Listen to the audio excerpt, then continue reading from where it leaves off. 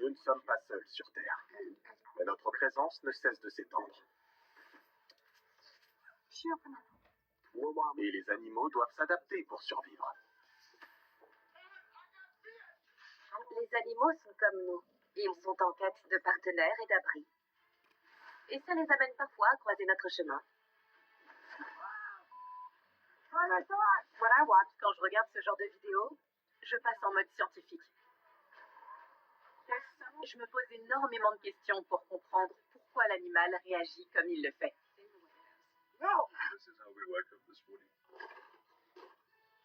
On ne sait jamais ce qu'il se passe en dehors du champ, ni comment tout a commencé, mais il y a toujours une explication.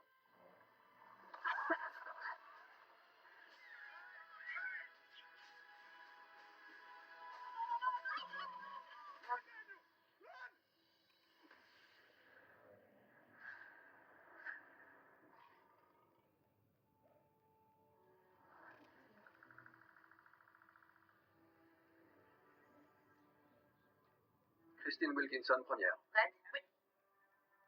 Attendez, vous pouvez me redire ce que je dois faire? Je m'appelle Ray Wingrant. Je m'appelle Christine Wilkinson et je suis spécialiste des interactions avec les animaux sauvages.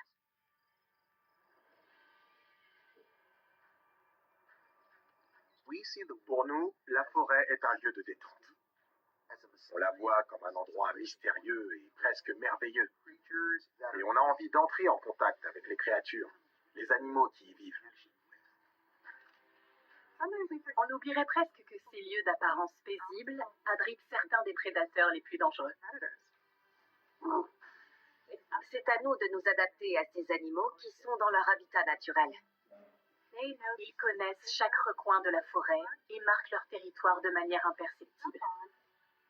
Donc, quand on va se balader, on peut avoir de grosses surprises.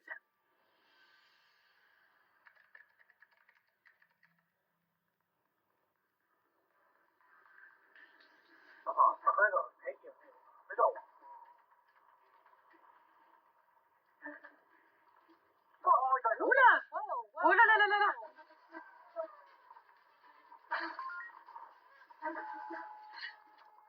La vache! Il a pas l'air content. Un ours brun qui attaque un véhicule? Je peux revoir ça? Ils conduisent en forêt, tout a l'air normal, et d'un coup, un ours. Faites pause. En quelques secondes, on voit un ours débarquer sur le côté de la route, courir à toute vitesse et ensuite bondir sur le véhicule. Il est extrêmement agressif. Ça arrive rarement. Mais quand un ours vous prend en chasse, si vous vous en sortez, c'est que vous avez beaucoup de chance. Il y a de plus en plus d'attaques d'ours sur l'île d'Hokkaido, au Japon, parce que la population ne cesse de croître. On pense que ces attaques sont dues au fait que les ours ne trouvent pas assez de nourriture, et notamment de glands. Du coup, ils s'en prennent aux humains.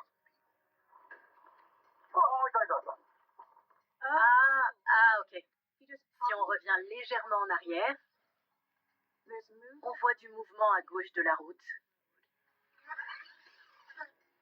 Il faut passer la vidéo au ralenti et se concentrer non pas sur l'ours, mais sur la partie gauche de l'écran.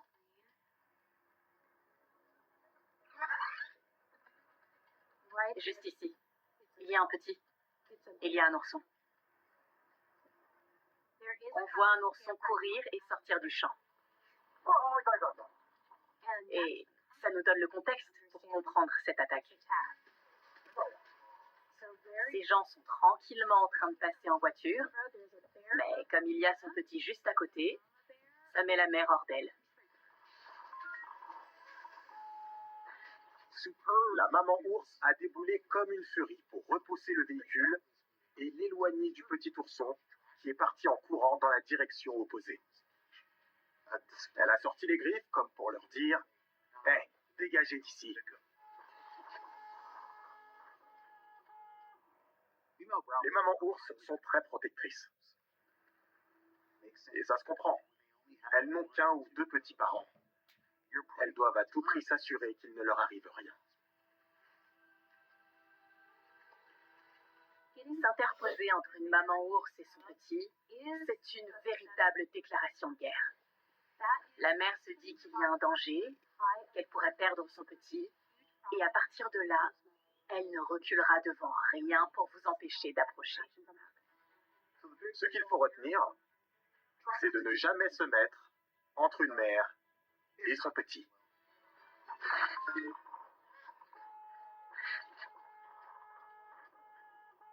Je pense que ces vidéos en disent long sur nous, surtout quand on voit lesquelles font le buzz. En général, ce sont les vidéos soit extrêmement mignonnes, soit vraiment terrifiantes. On aime l'extrême, l'extrêmement mignon ou l'extrêmement terrifiant.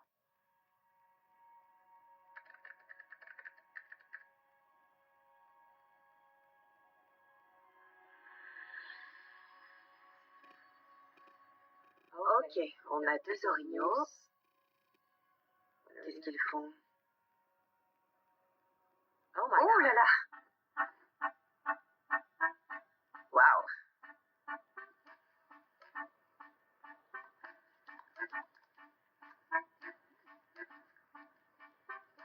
Ils sont en train de lécher la voiture, on dirait. Ouais, c'est ça.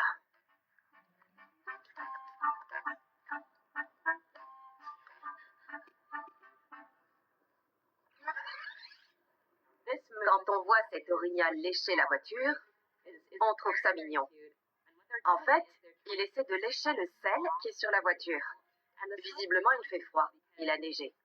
Donc les autorités ont dû utiliser du sel pour dégivrer les routes, et le sel a sûrement giclé sur la voiture. Or, pendant l'hiver, les orignaux et les autres cervidés cherchent des sources de sodium. Les mammifères ont besoin de sodium pour survivre, et ce pour tout un tas de raisons. Et malheureusement, en hiver, les orignaux ont du mal à en trouver dans la nature. C'est pour ça qu'ils s'approchent des routes, qui sont recouvertes de sel de déneigement. C'est exactement ce qu'ils recherchent. Donc c'est parfait pour eux.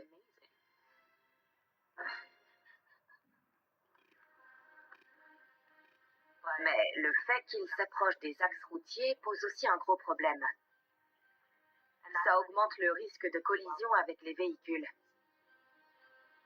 Rien qu'aux États-Unis, on dénombre 2 millions de collisions avec des cerfs ou des orignaux chaque année.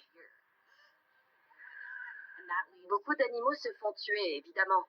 Mais ces accidents font aussi 440 morts et 59 000 blessés chaque année. Et ça peut arriver partout. Oh my God! Did not hit the moose.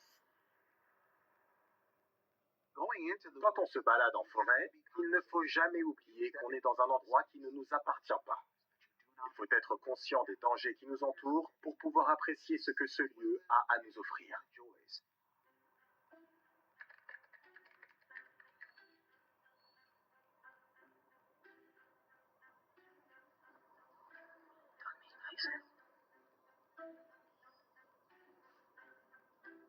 C'est un ours noir. Oui, il fallait s'y attendre. C'est typique. Un campement, un ours et une table de pique-nique. C'est un gros ours. Il doit faire dans les 200 kilos, je dirais. La nourriture est accessible et elle a l'air bonne. Le plus drôle, c'est qu'il y a une poubelle anti-ours en plein milieu. C'est typiquement ce qui se passe quand on fait du camping dans une zone où il y a des ours et qu'on est mal préparé. Beaucoup de gens prévoient des conteneurs pour protéger leurs provisions la nuit. Mais ils ne pensent pas toujours à les protéger en journée. Or, les ours noirs sont des animaux diurnes, ce qui signifie qu'ils sont actifs la journée et qu'ils dorment la nuit, comme nous. Donc il faut aussi penser à bien protéger sa nourriture la journée pour éviter les désagréments. Ce qu'il faut savoir, c'est que les ours noirs ont un sens de l'odorat très développé. Selon les scientifiques, ils pourraient sentir de la nourriture à plus d'1 kilomètre. Donc, si ça se trouve, cet ours a senti ce qu'il y avait dans la glacière et il s'est dit que c'était l'occasion de faire un bon repas sans trop se fatiguer. Il existe des conteneurs hermétiques pour le camping qui permettent de protéger la nourriture, mais aussi les ours.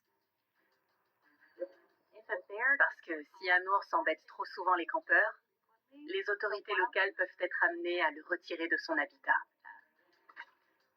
Elles sont obligées de le reloger, ou pire. Quand on est en forêt, on s'imagine que c'est un lieu familier et qu'on maîtrise cet environnement. Mais si jamais un animal sauvage débarquait dans votre salon, vous seriez choqué. Donc imaginez ce que ressentent ces animaux quand ils nous voient arriver chez eux. C'est tout à fait normal qu'ils soient surpris.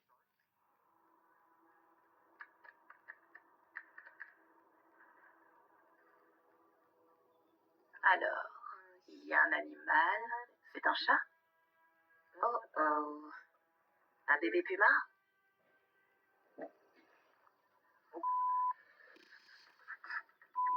Aïe. Ça fait peur.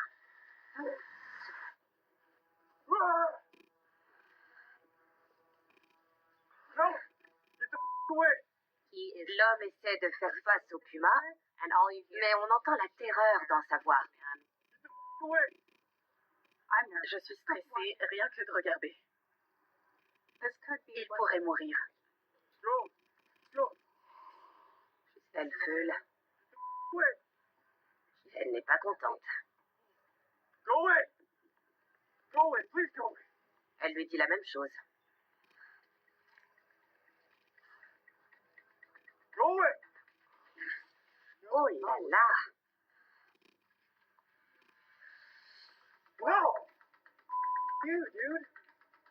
Elle est en colère.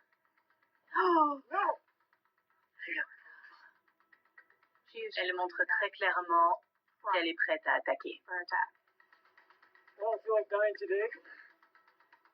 Il ne peut ni courir, ni grimper à un arbre. Il est mal. Et elle le poursuit pendant très longtemps.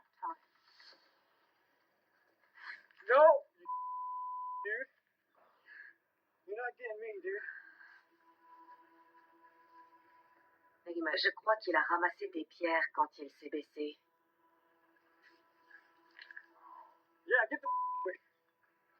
Oui, c'est ça.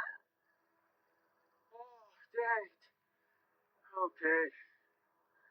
Yeah, so that just happened. Wow. You see that? Holy cow. Yeah, not going back that way. Oh boy. Ça faisait peur. No!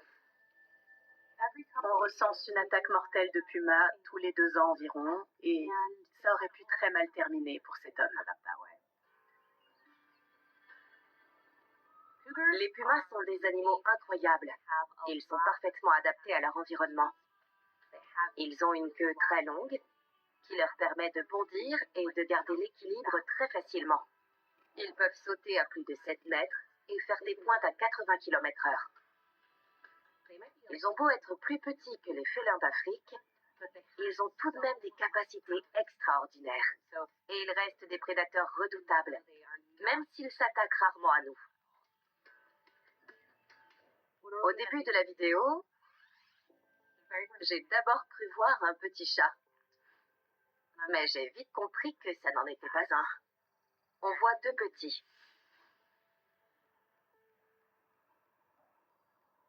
Et juste après, on voit la mère qui arrive dans le virage.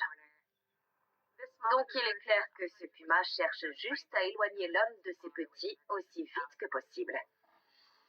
Elle frappe le sol avec ses pattes pour avoir l'air plus imposante en avançant. Elle veut vraiment qu'il s'en aille. Elle fait passer un message. C'est ma forêt, c'est mon chemin, c'est mon petit.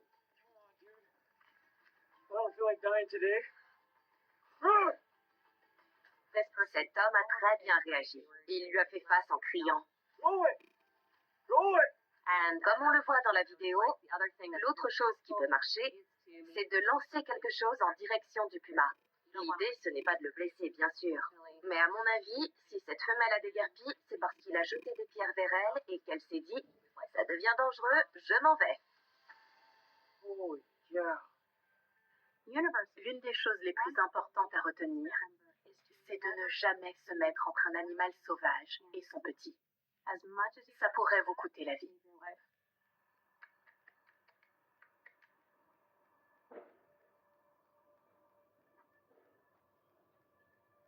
And here they are again, heading back the other way, marking the trail as their own.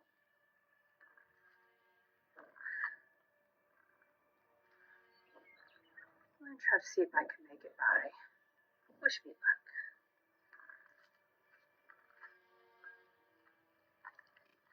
Ce sont des bisons et on voit qu'il y a des petits un peu plus loin. The babies are over there, and they're hanging out in the shade. I'm going to try to go this way. Maybe not. I think I'm going to try to go this way after they pass. Les bisons peuvent charger. Ce sont des animaux rapides, puissants et territoriaux. La femme s'approche. Pourquoi elle fait ça? Elle a la place? Alright guys, go over there to your babies so that I can get by. Keep going. Elle se met dans une situation très dangereuse. Passez ailleurs. Come on, keep going. Vu les bruits qu'ils font, c'est mauvais signe. Just want to get by, okay? Elle passe vraiment tout près. Les bisons sont très protecteurs avec leurs petits. Non, ne passez pas par là. Grave erreur.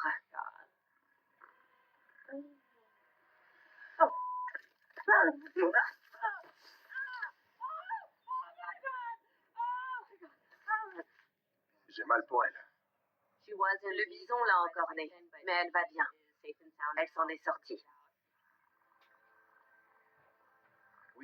On sous-estime beaucoup les bisons. Comme ce sont des herbivores, on s'imagine qu'ils ne s'en prendront pas à nous. Pourtant, la majorité des attaques d'animaux sauvages sont menées par des herbivores, comme les bisons. Et quand un bison charge, il ne faut pas prendre ça à la légère. Le bison est l'animal terrestre le plus lourd d'Amérique du Nord. Il peut peser jusqu'à 900 kilos. C'est le poids d'une petite voiture. Donc ça revient à se faire percuter par une voiture avec des cornes. Try to see if I can make it by. Wish me luck. Quand j'ai vu la vidéo pour la première fois, j'étais très inquiet. Ces bisons cherchent à protéger leurs petits, exactement comme le feraient des parents humains. I'm going to try to go this way. Les bisons ont une ouïe et un odorat bien plus développés que leur vue. Donc cette femme a beau chuchoter en se cachant derrière un buisson rachitique, ils l'ont probablement entendu arriver.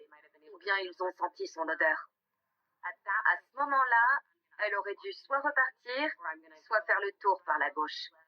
Je ne sais pas pourquoi elle a voulu à tout prix passer par là, mais c'était une grosse erreur. Les bisons ne font pas confiance aux humains quand ils sont avec leurs petits. Et on les comprend.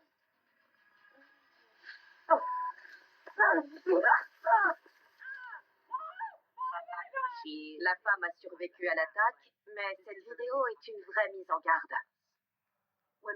Quand on a l'occasion de filmer un animal sauvage dans la nature, parfois on est tellement pris dans le moment qu'on oublie les règles élémentaires de sécurité. Certaines personnes s'approchent beaucoup trop près. Oh my god! Oh, and there's another one!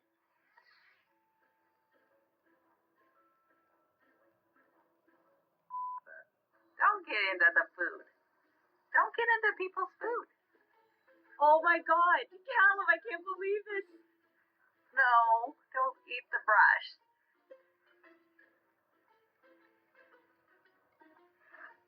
Get them away! can't even talk. They're on your face. Wow. She's making noises. Oh my gosh. Okay, goodbye. Say goodbye.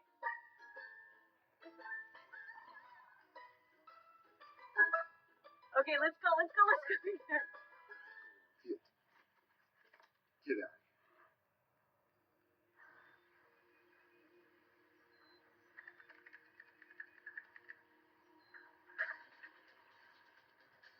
On a des cyclistes. Oh la vache! Mais quoi? On dirait qu'on l'a jeté. Waouh! Incroyable!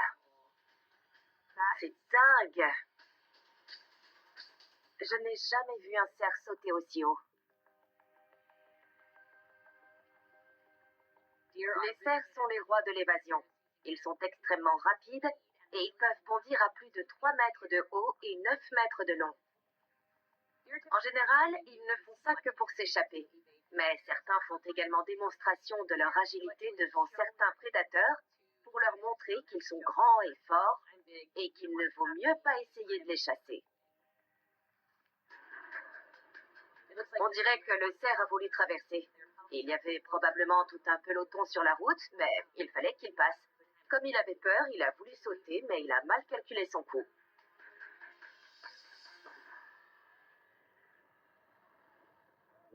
Quand un animal est surpris, il peut se montrer agressif. Mais c'est important de comprendre qu'il ne cherche pas à nous faire du mal, seulement à se protéger. C'est un mécanisme de défense.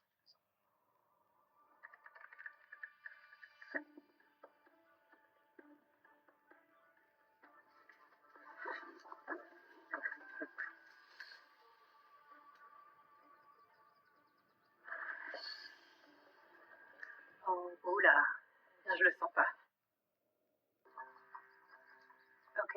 On a 2 chasseurs qui sont perchés à l'affût dans un arbre. Un petit ourson noir a grimpé dans l'arbre où ils sont et il les renifle. Les chasseurs ne peuvent rien faire. Wow. C'est incroyable comme vidéo. Vous pouvez la repasser? C'est vraiment... Faites pause. Vous avez vu la vitesse à laquelle l'ourson a grimpé à l'arbre? Complètement à la verticale. On dirait que ça ne lui a demandé aucun effort. La force musculaire qu'il faut pour faire ça, c'est inimaginable pour nous. On le voit gripper le tronc. Je pense que les chasseurs savent qu'ils ne craignent rien face à un ourson aussi petit, mais que si jamais la mère arrive, elle peut grimper tout aussi facilement et leur infliger de graves blessures. Il redescend, les chasseurs doivent prier pour qu'il ne remonte pas. Ils essaient de ne pas faire de bruit et ils s'attendaient sûrement pas à ça. Certains biologistes décrivent les ours noirs comme des animaux arboricoles parce qu'ils passent leur temps dans les arbres. Leur corps est parfaitement adapté à la canopée et ils montent et descendent à la verticale à longueur de journée. Leur corps, leurs pattes et leurs griffes sont conçus pour. Que ce soit un ourson ou un grizzly de 450 kilos, ils y arrivent avec une aisance remarquable.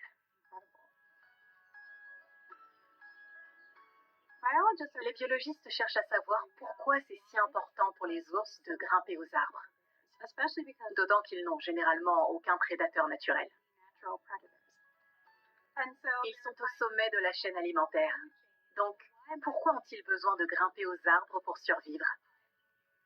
On n'a pas vraiment de réponse, mais c'est possible qu'ils fassent ça pour éviter d'autres prédateurs. Par exemple, certaines zones sont occupées à la fois par les ours et par les loups.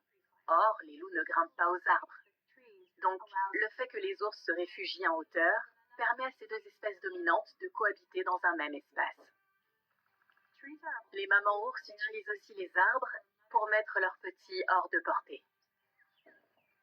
Elles les hissent dans un arbre, partent vaquer à leurs occupations et reviennent plus tard.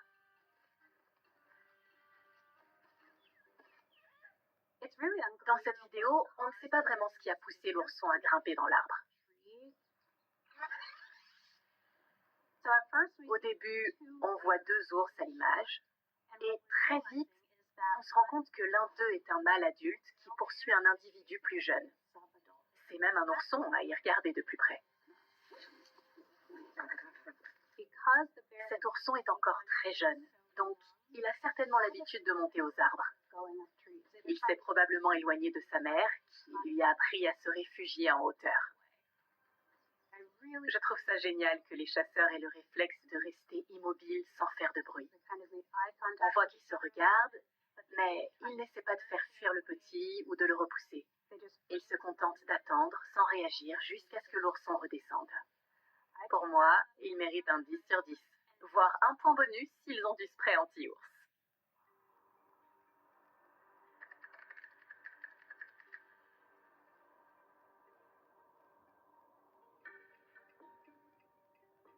Des animaux arrivent au galop. Ah, ce sont des bisons. Ils arrivent vite.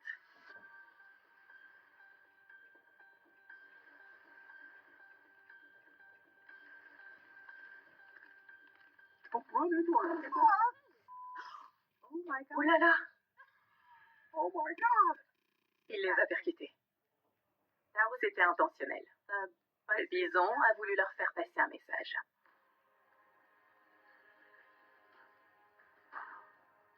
On a encore beaucoup à apprendre sur les bisons.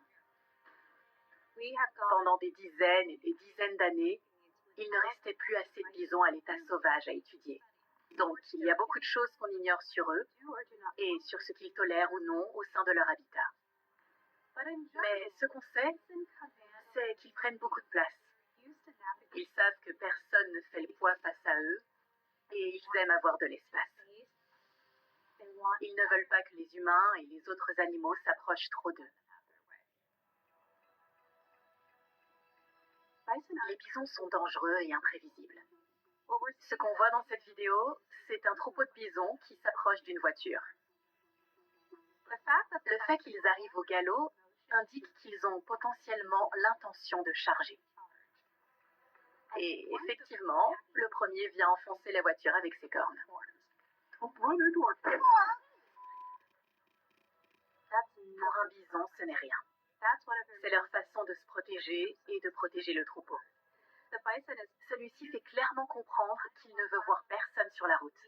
Lui et son troupeau sont en train de se déplacer et cette voiture n'a rien à faire ici. Si vous vous retrouvez face à des bisons sur la route, la meilleure chose à faire est de rester dans votre véhicule et de ne surtout pas redémarrer. Et gardez bien votre ceinture attachée, ça vous servira en cas d'impact.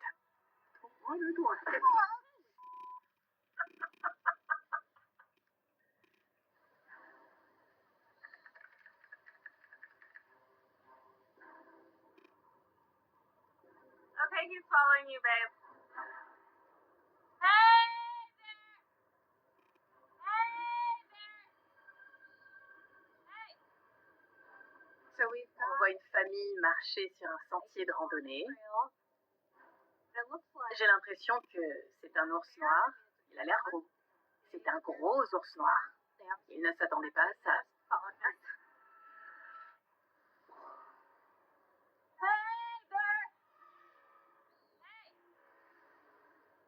La mère essaie de faire peur à l'ours en criant d'une voix forte et retentissante. Courir serait perçu comme une menace. Donc il ne faut pas courir. Il vaut mieux reculer lentement en faisant face à l'animal.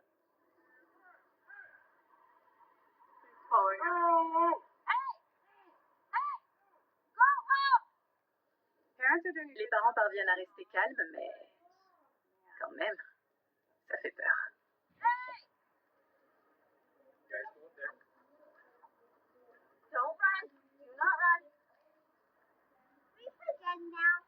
Il veut faire le mort.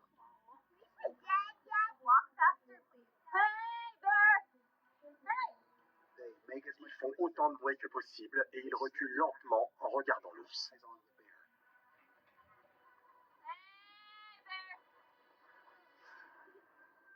Chapeau à eux. Ils sont restés calmes jusqu'au bout et ils ont protégé leurs enfants. Bien joué. J'ai toujours trouvé ça fascinant qu'on ait cette relation d'amour-haine avec certains animaux sauvages très spécifiques. Les ours, par exemple. Quand on est petit, on dort avec un ours en peluche, un nounours. C'est réconfortant. Par contre, si jamais on tombe sur un vrai ours pendant qu'on se promène en forêt, là, d'un coup, on panique et on veut à tout prix s'enfuir. Je trouve ça très intéressant. Certains ours noirs peuvent peser jusqu'à 250 ou 300 kilos. Ils peuvent être très agressifs et ils sont tout à fait capables de tuer un être humain. Donc, il ne faut pas les sous-estimer. Ils représentent un danger mortel. Dans cette vidéo, on voit un ours en train de patrouiller.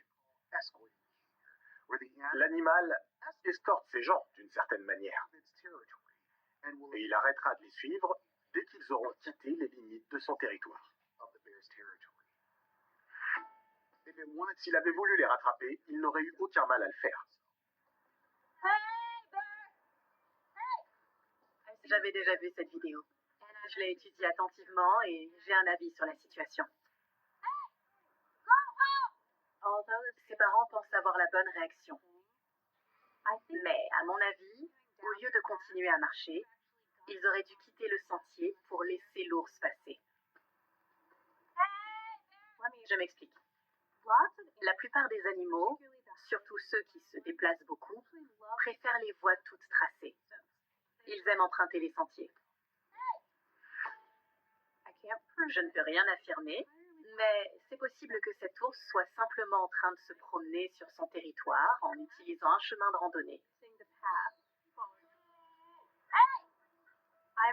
Je suis tentée de croire que si ces gens s'étaient simplement écartés du chemin, l'ours ne les aurait pas suivis et qu'il aurait continué sa route. Si vous vous promenez dans une zone où il y a des ours noirs, s'il vous plaît, ayez un spray anti-ours. C'est peu probable qu'un ours continue à vous suivre s'il y a un mur de gaz poivré entre vous et lui. Ça aurait été bien d'utiliser du spray dans cette situation. Ils auraient pu simplement asperger l'ours et continuer leur chemin en toute sécurité.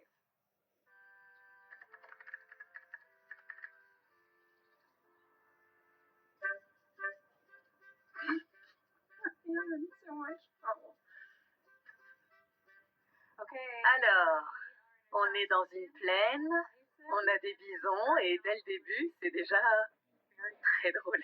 Le bison est en train de se frotter contre la voiture. Le bison utilise la voiture pour se gratter. Quel honneur! Il est en train d'essuyer de la boue ou de la saleté. Il en met partout sur le pare-brise. C'est trop drôle.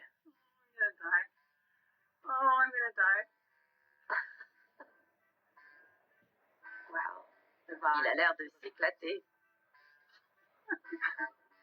Je me demande combien de temps elle est restée bloquée là, au milieu des bisons. Visiblement, le troupeau n'a pas l'air décidé à bouger de la route et il bloque le passage.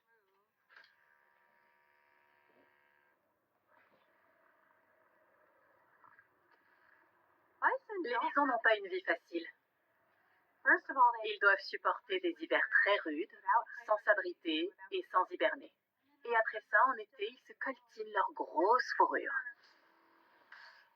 En plus de ça, ils se font attaquer par les mouches et les parasites, et ils ne peuvent même pas lever les pattes pour se gratter. Donc, ils doivent trouver d'autres solutions. Les bisons n'ont pas de doigts. Donc, ils sont obligés de se frotter contre des troncs d'arbres ou de se rouler par terre pour se gratter et nettoyer leur fourrure. Et ils se frottent aussi contre des arbres odorants pour se recouvrir de leur odeur et éloigner les insectes. Dans la vidéo, le bison se frotte allègrement contre la voiture parce qu'il ne peut malheureusement pas atteindre son cou avec son sabot. C'est mignon quand ça ne charge pas.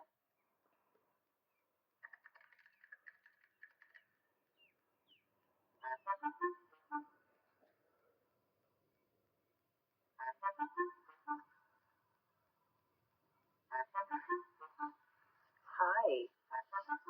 Scampering around, little buddy.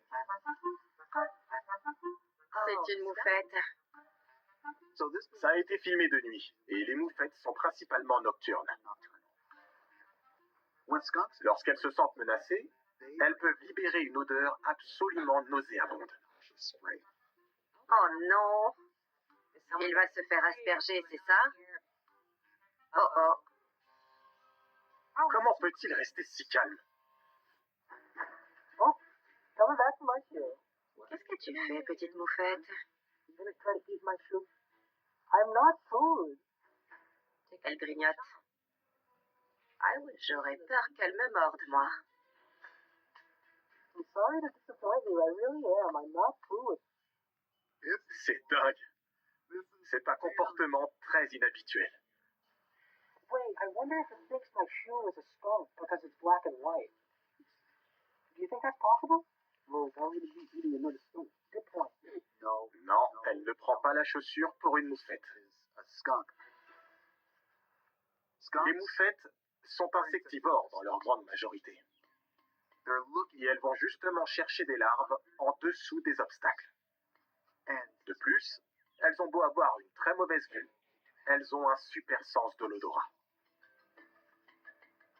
Donc, ce qu'on voit ici, c'est une moufette qui fouille le sol parce qu'elle a senti les insectes sous la terre. Ce qu'elle veut, c'est pousser la chaussure pour accéder à la nourriture. If I had something to give you, I would. C'est assez anormal de voir une moufette s'approcher autant d'une personne sans la vaporiser de son odeur. Cet homme a beaucoup de chance. Pour se défendre, la moufette commence par faire le gros dos. Elle dresse sa queue pour dissuader son adversaire ou elle tente de s'enfuir. Et en dernier recours, elle utilise son odeur. Elle vaporise un liquide sécrété par ses glandes anales. C'est une odeur horrible qui reste imprégnée très longtemps. Mais ça lui demande aussi beaucoup d'énergie. Donc en général, elle évite de le faire. C'est pareil avec tous les animaux. Il faut respecter leurs limites. Si vous avez peur d'être aspergé, il vous suffit de vous éloigner. Comme toujours, assurez-vous de garder vos distances. Buddy, I'm not food.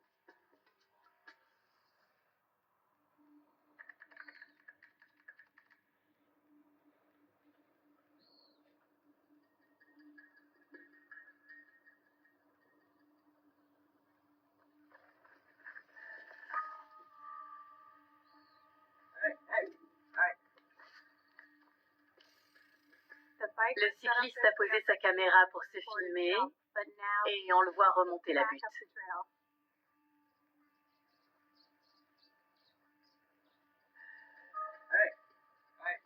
À qui il parle?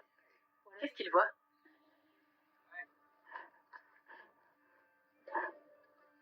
Il y a un ours. C'est un ours noir. Oh, regardez. Oh, waouh.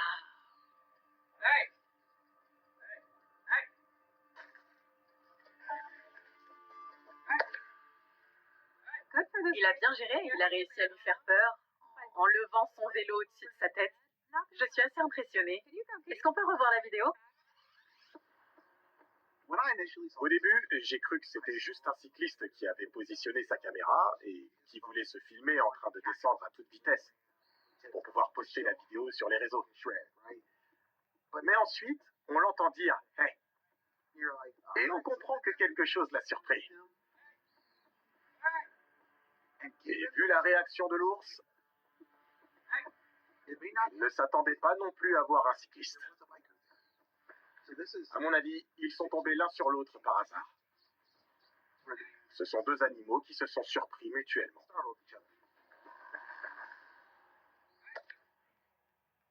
Je suis du côté de l'ours, toujours. Quand je vois un ours interagir avec une personne, je me demande toujours ce qu'il peut bien penser. Imaginez que quelqu'un débarque dans votre salon, comme ça, sans prévenir, et sans y avoir été invité. Vous ne seriez pas très content. On a tendance à être focalisé sur nos activités, mais il ne faut pas oublier qu'il y a d'autres animaux dans la nature.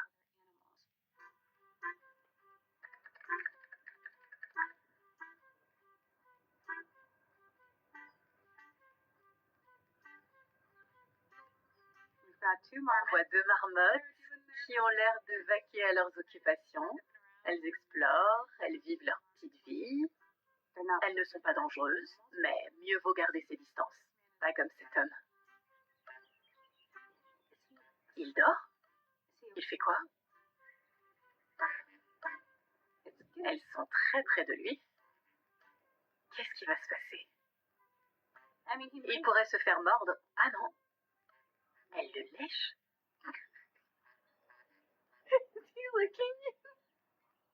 Les marmottes sont autour de sa tête et on dirait qu'elles lui lèchent le visage.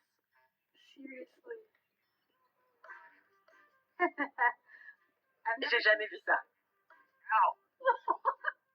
Oh, il vient de dire aïe. Vous voyez, je l'avais dit. C'est pas prudent. Il rigole. Il n'est pas blessé. C'est très bizarre.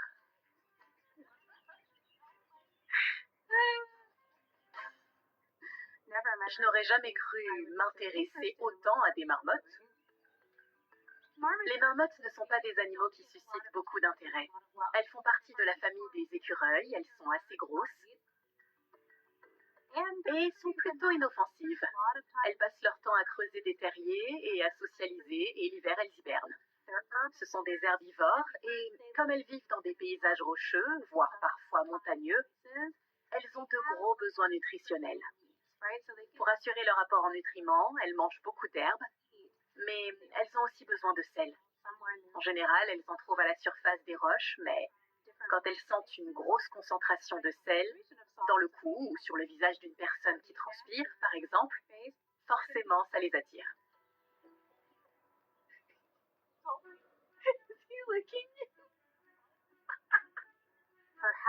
Peut-être qu'il y avait quelque chose sur la peau de cet homme, de la sueur, ou un produit qui a attiré la marmotte et qui lui a donné envie de le lécher.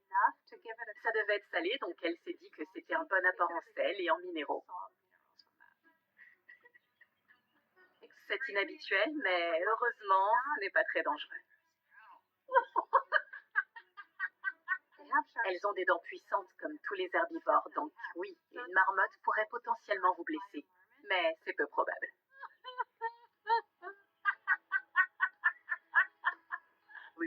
Ces vidéos nous en apprennent beaucoup, non seulement sur les animaux, mais aussi sur nous-mêmes.